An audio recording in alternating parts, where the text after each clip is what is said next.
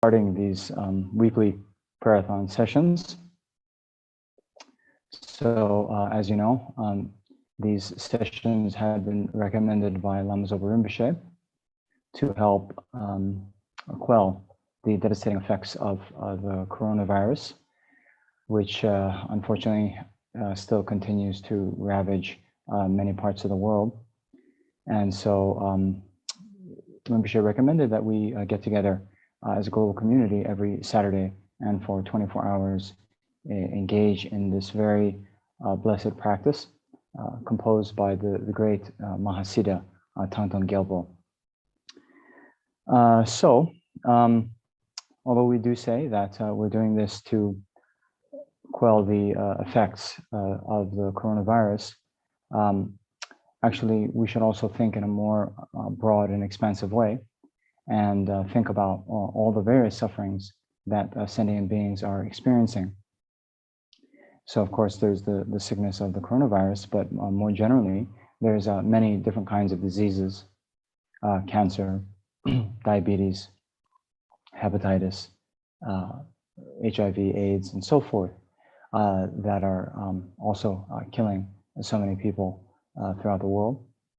And then even besides that, we have the sufferings of natural disasters, the sufferings of poverty, famine, and then also the mental sufferings of depression and all the mental illnesses that people are now facing in the world. But even more sort of fundamental to that is the fact that us beings who are still in samsara means that we are still under the control of karma and afflictions. Then as long as we're in this state, then we're going to experience one kind of unsatisfactory suffering experience or another without break until we're able to become liberated from samsara.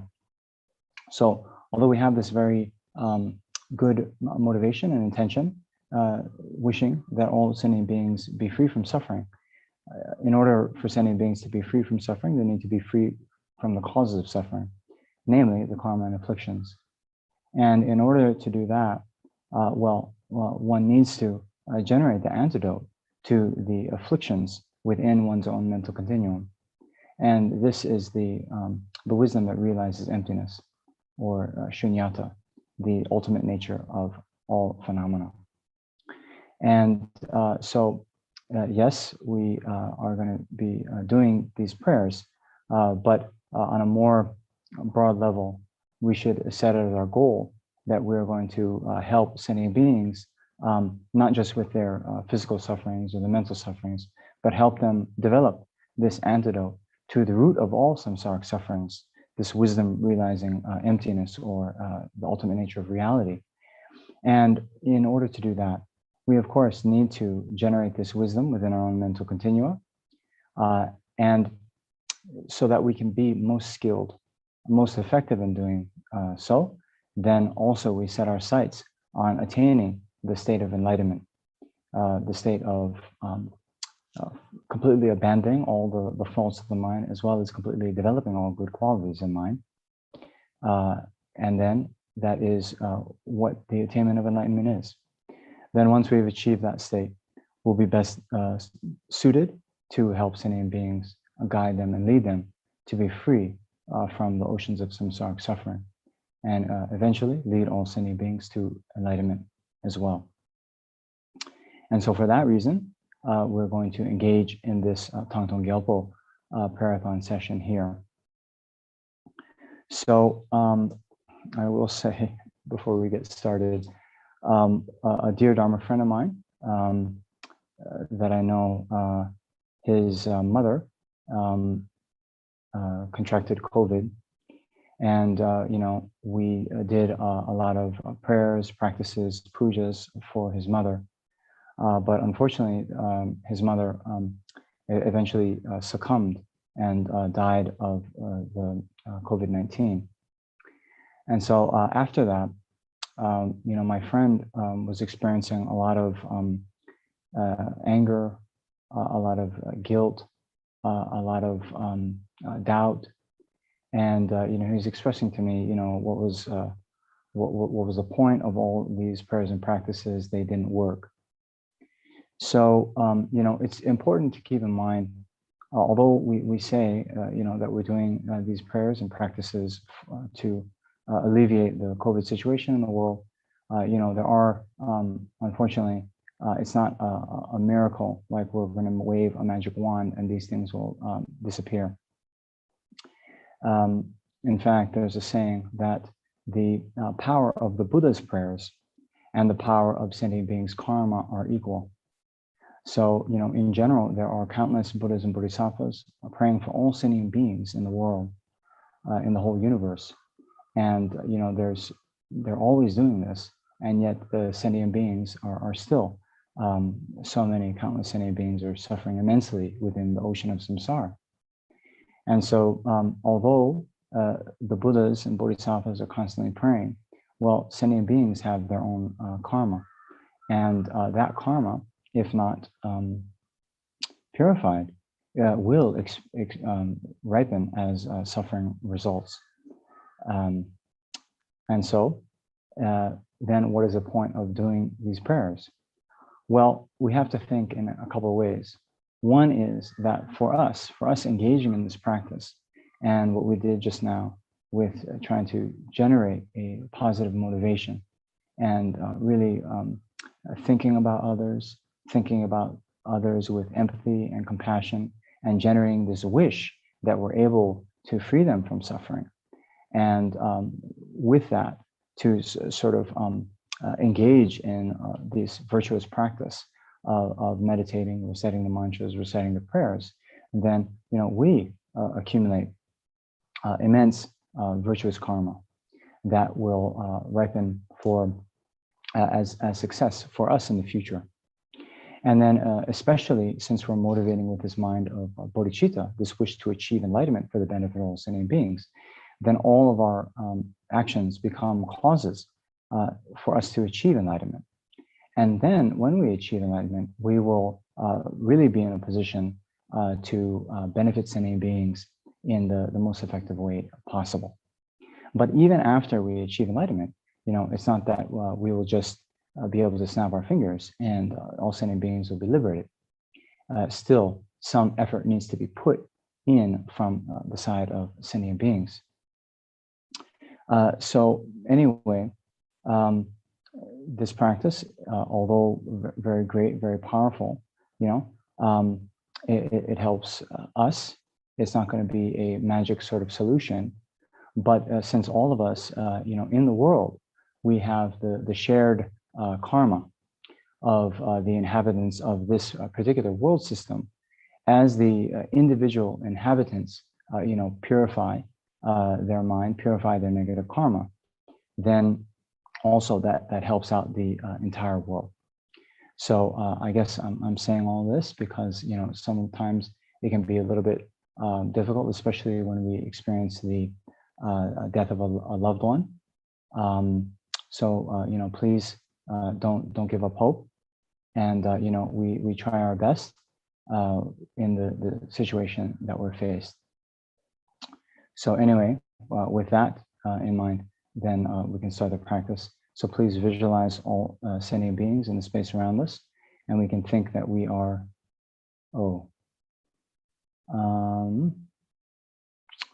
okay, the host disabled screen sharing.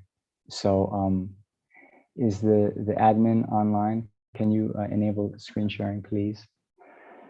Yes, yes, you are. You can.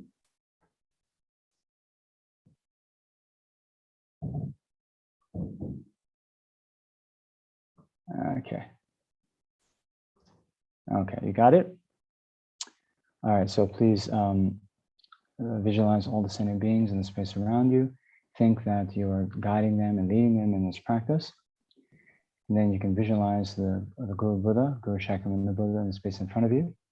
Think that your Guru is now appearing here in the space in front of you to compassionately guide you and lead you and all sentient beings from the ocean of samsaric suffering to the state of enlightenment.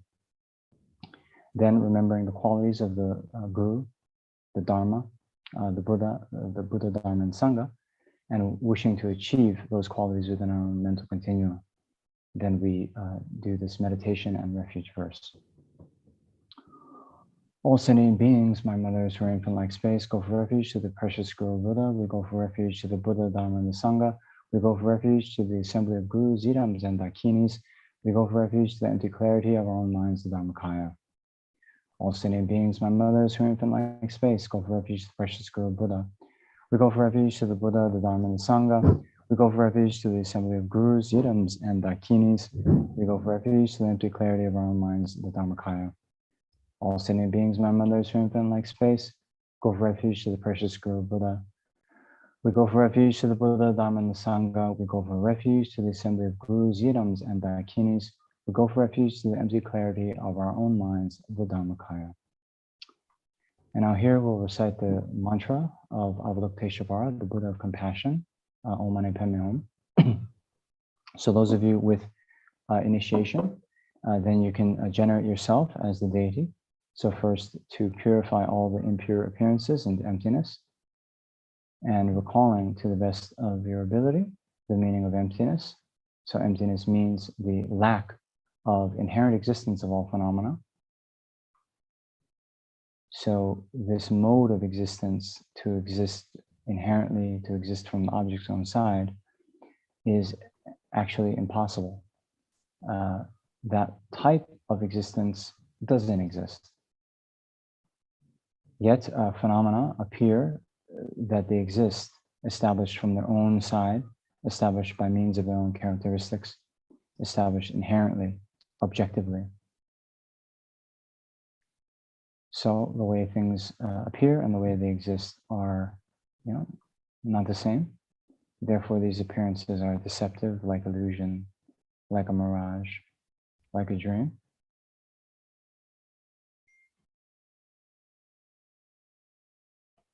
So while phenomena lack inherent existence, they do exist as a dependent of the interdependent origination. They exist being merely labeled by the mind. So now, those of you with the initiation, your mind that realizes this lack of inherent existence of all phenomena, you can think that that is merged with Avalokiteshvara's enlightened mind. And now, to be able to benefit sentient beings in a more hands-on way, we now choose to manifest as Avalokiteshvara. Those of you without an initiation, you can visualize Avalokiteshvara in the space in front. And then as we recite the mantra, either from your heart, clarified as Avalokiteshvara, or from the Avalokiteshvara in the space in front, numerous light rays radiate out in the 10 directions. And these light rays come to strike all sentient beings, purifying them of all their negative karma, all their sicknesses, all their obscurations of liberation and enlightenment. And by the end of our recitation, all sentient beings will have become enlightened in the aspect of Avalokiteshvara. So bearing that in mind, then let's recite the mantra for a little while. Om Mani Padme Hum, Mani Padme Hum, Om Mani Padme Hum, Om Mani Padme Hum, Om Mani Padme Hum, Mani Padme Hum, Om Mani Padme Hum, Mani Padme Hum, Om Mani Padme Hum, Mani Padme Hum, Om Mani Padme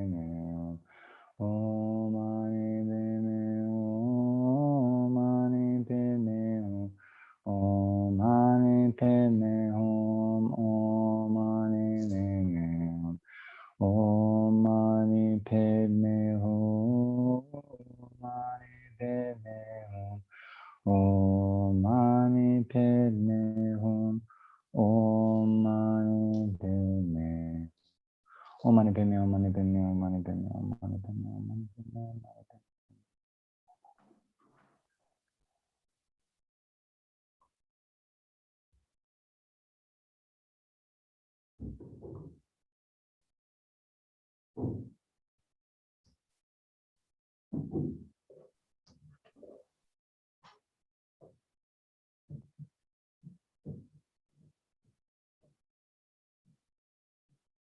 Mani Padme Hum, Om Mani Padme Hum, Om Mani Padme Hum.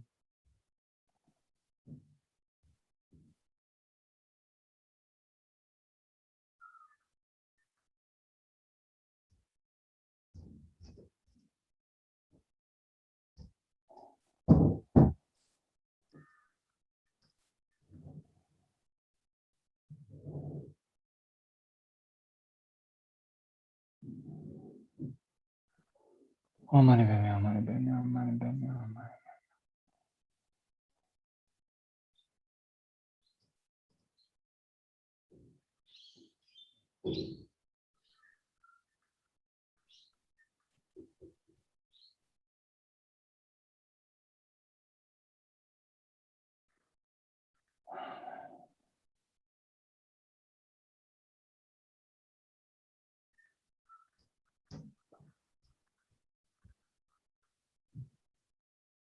Om Mani Padme Hum, Om Mani Padme Hum, Om Mani Padme Hum.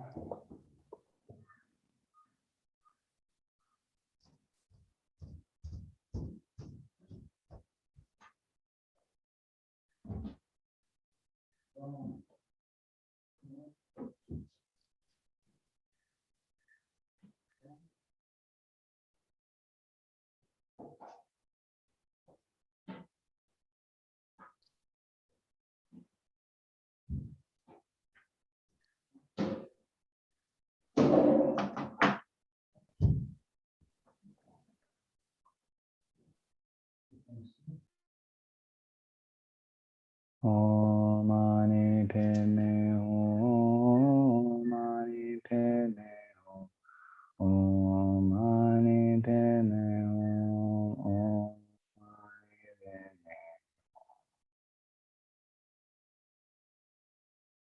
So now just take a moment and rest in the realization that due to the power of the mantra recitation, the power of the purifying light rays, that now all sentient beings are completely purified of all their sicknesses, all their negative karma and obscurations, and have attained the state of Avalokiteshvara's enlightenment.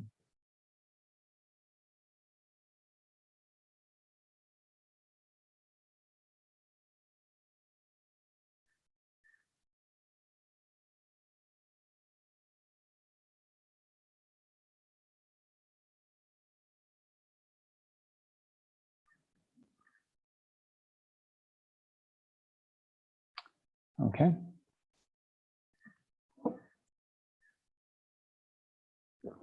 So now for the rest of the session, we'll just continue to recite over and over again this actual prayer of Thangtong Gyalpo. So please try to, not just mouth the words, but generate some feeling of the meaning in your heart.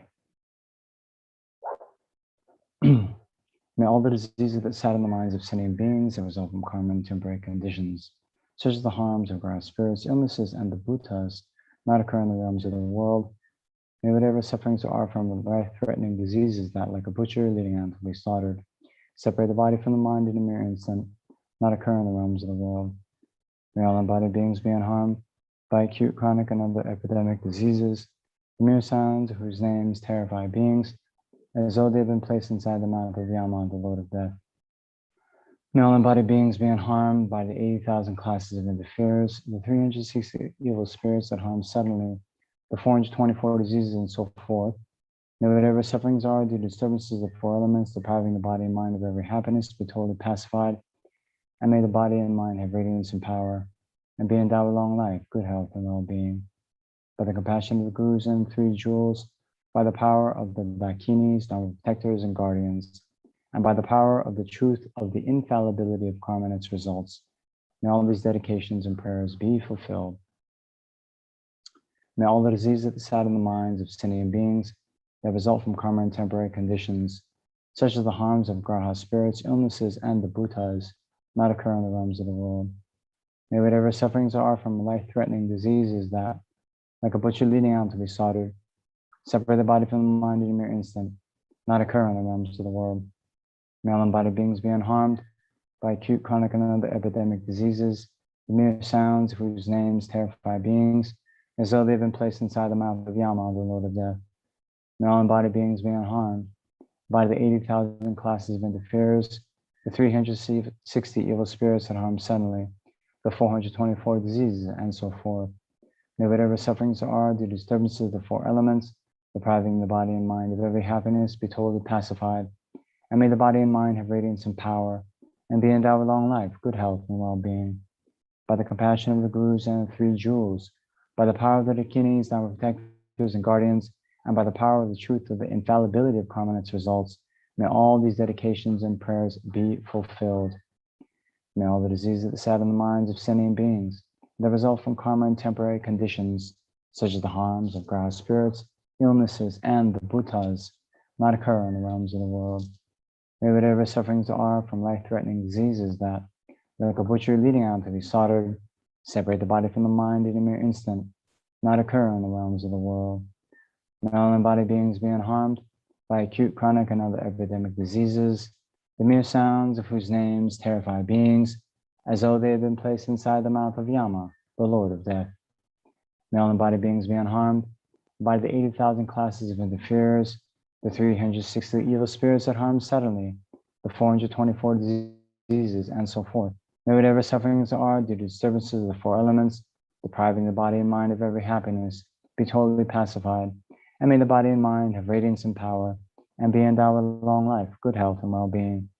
By the compassion of the Gurus and the three jewels, by the power of the Dakinis, our protectors and guardians, and by the power of the truth of the infallibility of karma and its results, may all these dedications and prayers be fulfilled. Okay, one more time. May all the diseases that sadden the minds of sentient beings that result from karma and temporary conditions, such as the harms of grouse spirits, illnesses, and the bhutas, not occur in the realms of the world. May whatever sufferings are from life-threatening diseases that, like a butcher leading out to be slaughtered, separate the body from the mind in a mere instant, not occur in the realms of the world. May all embodied beings be unharmed by acute, chronic, and other epidemic diseases, the mere sounds whose names terrify beings, as though they've been placed inside the mouth of Yama, the Lord of Death. May all embodied beings be unharmed by the 80,000 classes of interferers, the 360 evil spirits that harm suddenly, the 424 diseases, and so forth.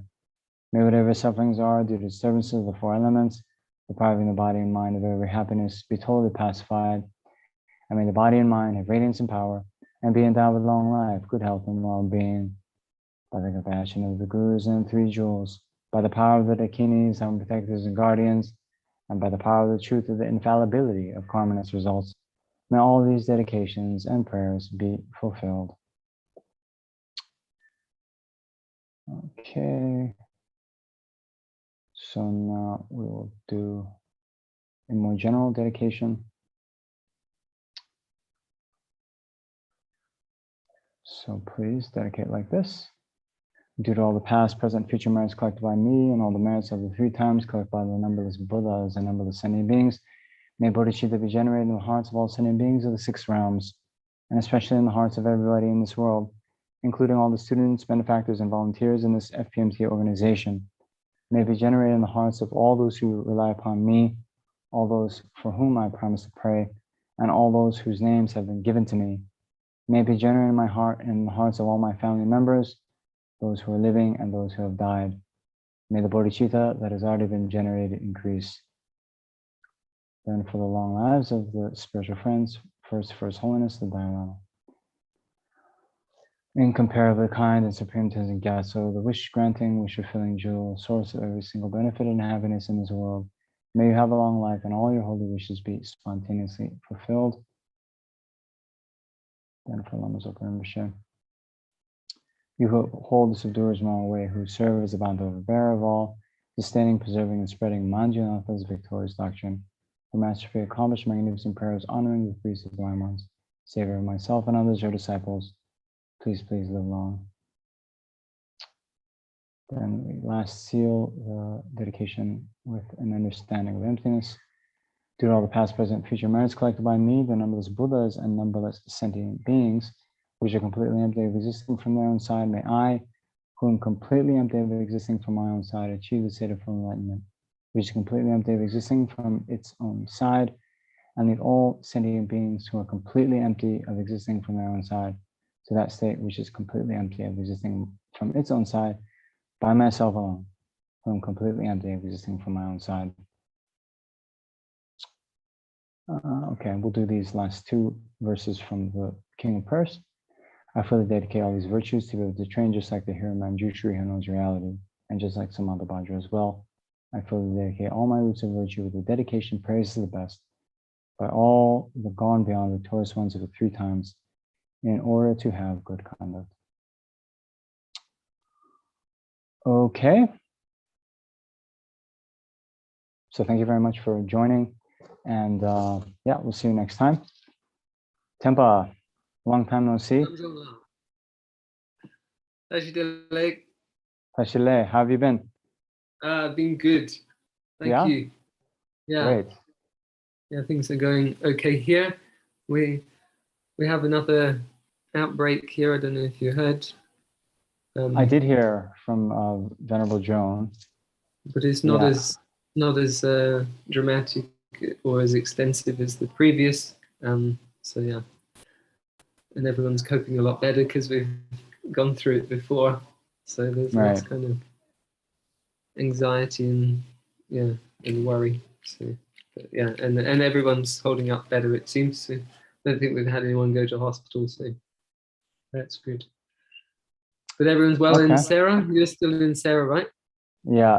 We're still here. We're still on lockdown. We actually went to a more strict lockdown. So yeah, still no classes, no debate, no gatherings, no pujas. But yeah, it's okay. Classes? No, we haven't had any classes for more than 4 months now. Oh wow! I think yeah. So that's been difficult. It's been an obstacle to studies, but what to do? Yeah. Anyway, great to see you. The best. Yeah, thank you. yeah, trying. Okay, so, nice to see you. Yeah, good to see you as well. Yeah, take care. And take care. Thank you everyone for joining. We'll see you next time. Yeah, bye-bye. Thank you, Namjoma. Okay, so good morning, good afternoon, good evening, everyone. Wherever you're joining from in the world. Sorry for the background noise. I'm here at Kupan Monastery in Kathmandu, where we are regularly in the flight path of the airport. So yeah, I hope everyone is well. And so we're here to engage in this session of the Thangtong Gyalpo's Prayerathon, which is being wonderfully carried by all of the Sangha, particularly the Sangha of the FPMT, the I Sangha. So what a wonderful job that they're doing, a wonderful service that they're doing for all of us at this time of the COVID-19 pandemic, so this was this idea was conceived by Kyabje Lama Zopa Rinpoche and expressed his wish for us to do this. So we're doing this in response to his request and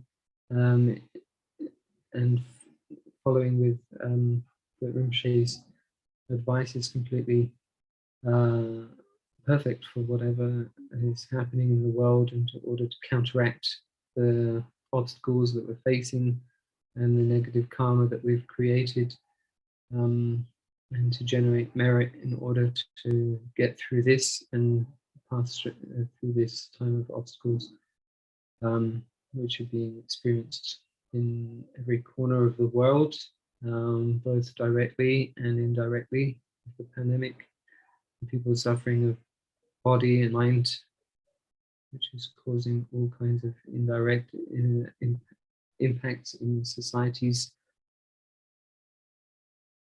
So just bringing to mind the things that are happening around us in a community, those people who are affected close to us, or people that we know about. And then thinking further afield in other countries, the things that are going on there. So just trying to bring to mind a picture of the entire world view, which is totally not disconnected from ourselves and our own situation. Everything is happening interdependently. And so in order to resolve that situation in all corners of the world, we're taking responsibility to do our own part in whatever we've contributed to manifesting these conditions and these karmic obstacles. So we're not just doing it for all the sentient beings of this world, we're doing it obviously in particular for those, but also for all sentient beings, those in the human realm, but also those in the hell realm, the ghost realms, the animal realms, the Asura realms, and all those intermediate state beings. For all of them, we're going to engage in this practice of the great Mahasiddha Thangtong Gyalpo to liberate Sakya from disease and other obstacles, and in the recitation and meditation of the great compassionate Chenrezig. So with that motivation, we will recite from the text. So I'm just going to share my screen. From the text Vajra speech of the great Mahasiddha Thangtong Gyalpo, known as liberating Sakya from disease. So hopefully you can see that now. Okay, so we recite the motivation and refuge lines. All sentient beings, my mothers, of the infinite light space, go for refuge to the precious Guru Buddha. We go for refuge to the Buddha, the Dharma, the Sangha.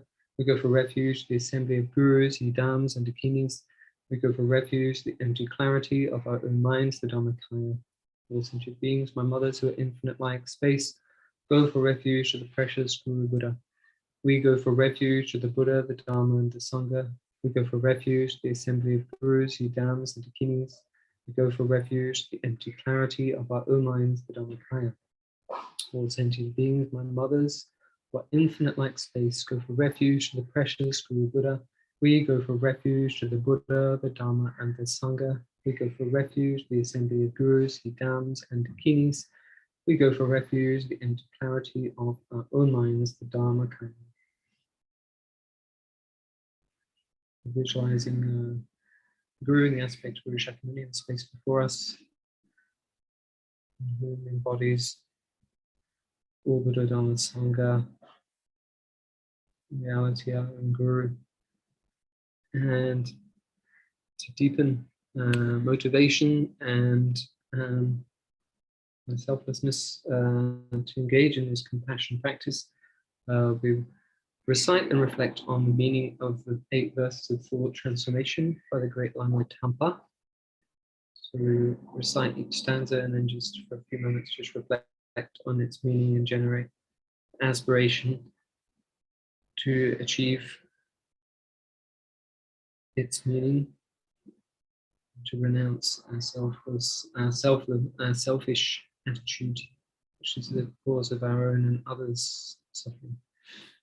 Determined to obtain the greatest possible benefit from all sentient beings who are more precious than a wish fulfilling jewel, I shall hold them as dear at all times.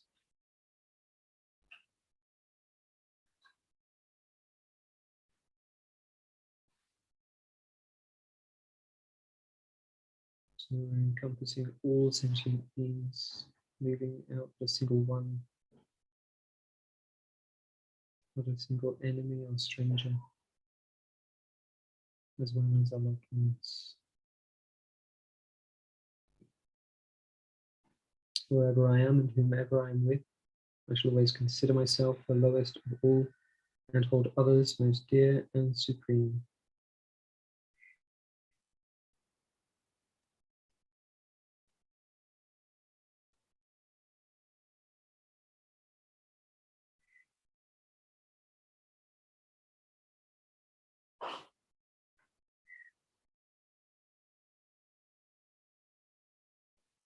Vigilant the moment a delusion appears in my mind, endangering myself and others, I shall confront and avert it without delay.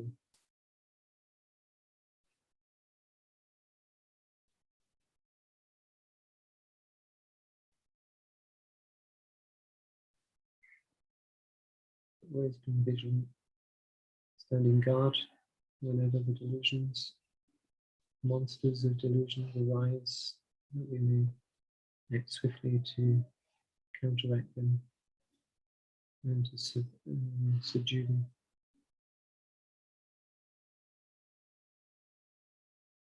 Whenever I see beings who are wicked in nature and overwhelmed by violent negative actions and sufferings, I shall hold such rare ones dear as if I had found a precious treasure.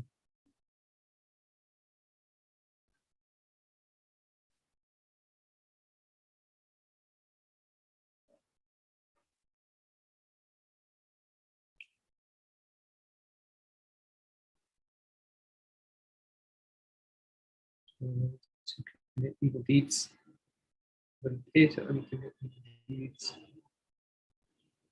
giving us the opportunity to practice compassion, patience, without obstacles and sufferings.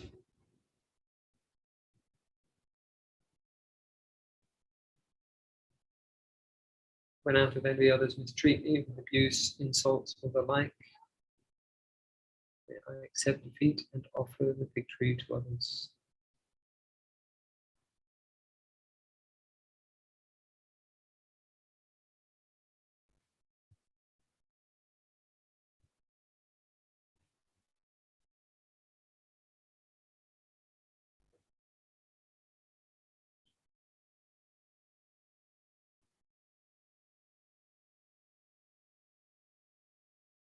When someone whom I have benefited and in whom I have great hopes gives me terrible harm, I shall regard that person as my holy guru.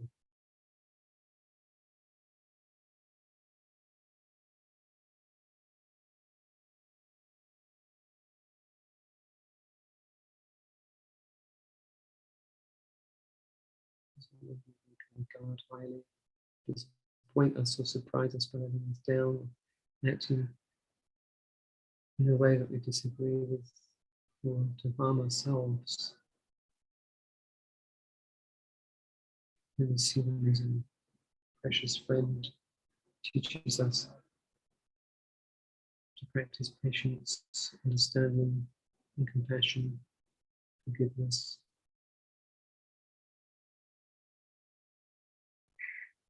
It helps us to purify many of those negative deeds that we've done to them in the past.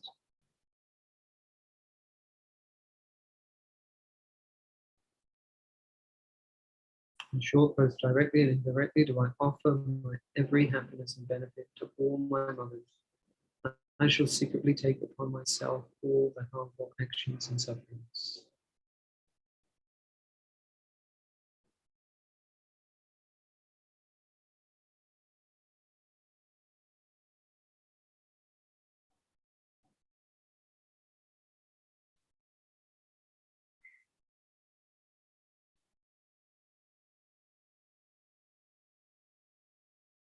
The practice of giving and taking, equalizing and exchanging.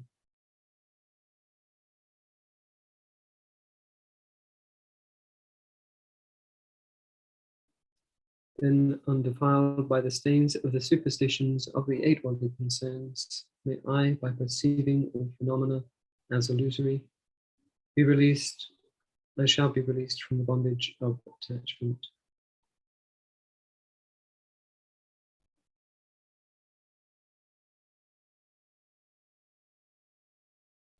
Seeing the self totally empty, existing from its own sight, the I not existing, the way that it appears.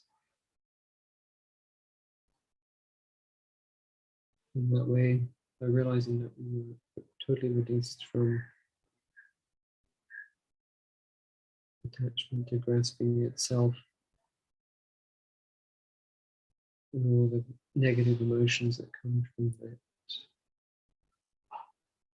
I think having generated this heartfelt aspiration to let go of our self-grasping, holding ourselves most dear and actually holding others most dear and superior, holding Guru transforms in the space before us and arises in the aspect of Guru Chenrezig, the pure white holy body, youthful, beautiful, and radiant.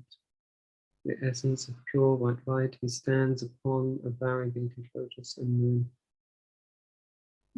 He has 11 faces. The principal central face is pure white, beautiful, and radiant. The right face is green, the left red. Above those, the central face is green, the right is red, and the left white. Above those, the central face is red, the right white, and the left green. They each have long, narrow eyes like lotus petals and smiling expressions. And above those is a black, wrathful face of Mahakala with 3 bulging eyes, wrathful wrinkles, and barred fangs, and orange flashing hair standing upright. And upon his crown is the red, peaceful face of Guru Amitabha, who gazes down upon us and all sentient beings surrounding us in infinite light space, with endearing, loving kindness and compassion. Guru Chenrezig's first 2 hands are folded at his heart, holding a wish-fulfilling jewel. The second right hand holds a crystal rosary. The third right hand is extended downward, granting sublime realizations. And the fourth right hand holds a Dharma chakra. On his left side, the second left hand holds a golden lotus with a stem, and the third left hand holds a water vessel. And the fourth left hand holds a bow and arrow. The remaining 992 hands are in the mudra, granting sublime realizations. And in the palm of each hand is the eye of a Buddha, representing 1,000 Buddhas of this fortunate eon.